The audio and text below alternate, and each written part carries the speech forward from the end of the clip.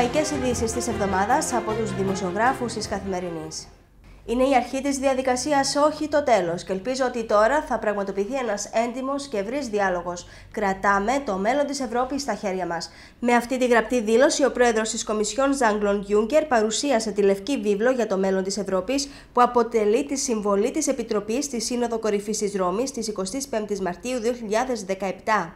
Ο κύριος Juncker παραδέχτηκε ότι για πολύ καιρό οι προσδοκίες των πολιτών ήταν απομακρυσμένες από αυτά που έκανε η Ευρώπη.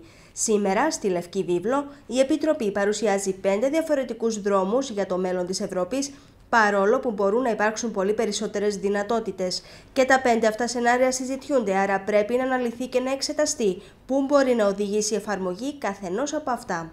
Ο πληθωρισμός στην Ευρωζώνη βρέθηκε πάνω από τον στόχο του, κοντά αλλά κάτω από 2% για πρώτη φορά μετά από 49 μήνες, γεγονός που αναμένεται να αυξήσει την πολιτική πίεση στην Ευρωπαϊκή Κεντρική Τράπεζα για αποκλιμάκωση της κρίσης. Ο πληθωρισμός στην Ευρωζώνη βρέθηκε πάνω από το στόχο του, κοντά αλλά κάτω από 2% για πρώτη φορά μετά από 49 μήνες, γεγονός που αναμένεται να αυξήσει την πολιτική πίεση στην Ευρωπαϊκή Κεντρική Τράπεζα για αποκλιμάκωση της ποσοτικής χαλάρωσης. Σύμφωνα με εκτιμήσεις της Eurostat, το Φεβρουάριο οι τιμές στην Νομισματική Ένωση αυξήθηκαν κατά 2% σε σχέση με τον αντίστοιχο περσινό μήνα. Πρόκειται για το υψηλότερο ποσοστό από τον Ιανουάριο του 2013.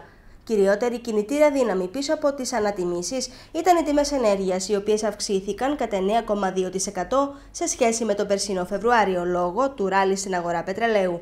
Η ανωδική πορεία του πληθωρισμού αναμένεται να αυξήσει τις πολιτικές πιέσεις στην Ευρωπαϊκή Κεντρική Τράπεζα όσον αφορά το πρόγραμμα ποσοτικής χαλάρωσης, ειδικά υπό την σκιά της μεγάλης αύξησης των τιμών στην προεκλογική Γερμανία.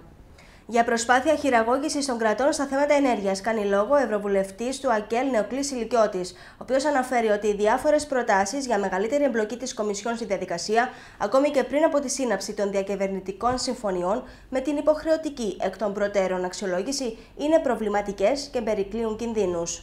Μιλώντας ως συντονιστής στα θέματα ενέργειας και σκιώδης εισηγητής εκ μέρους της ομάδας της Ευρωπαϊκής Ενωτικής Αριστεράς, ο κ. Σιλικιώτης υπογράμμισε πως η πρόταση, όπως έχει διαμορφωθεί, βελτιώθηκε σε επιμέρους σημεία. Ωστόσο, επισήμανε πως δυστυχώς παραμένει ο βασικός στόχος για αύξηση των εξουσιών της Κομισιόν εις βάρος των κυριαρχικών δικαιωμάτων των κρατών μελών. Κλείνοντας, ο κ. Σιλικιώτης τόνισε πως, ιδιαίτερα τη στιγμή που η Ευρωπαϊκή Ένωση δεν κατόρθωσε ακόμη να αντιμετωπίσει τα σοβαρά προβλήματα που υπάρχουν στην ενεργειακή τροφοδοσία, ενώ πολλά κράτη και περιοχές της Ευρωπαϊκής Ένωσης είναι απομονωμένες από μεγάλα ενεργειακά δίκτυα, είναι πολύ επικίνδυνο να προωθούνται πολιτικές που περιορίζουν τη δυνατότητα των κρατών να διαμορφώνουν πολυδιάστατες ενεργειακές συμφωνίες βάσει των συμφερόντων των λαών. Είμαι η Μαρία Ηρακλέους και ήταν οι ευρωπαϊκές ειδήσεις της εβδομάδας από τους δημοσιογράφους της Καθημερινής.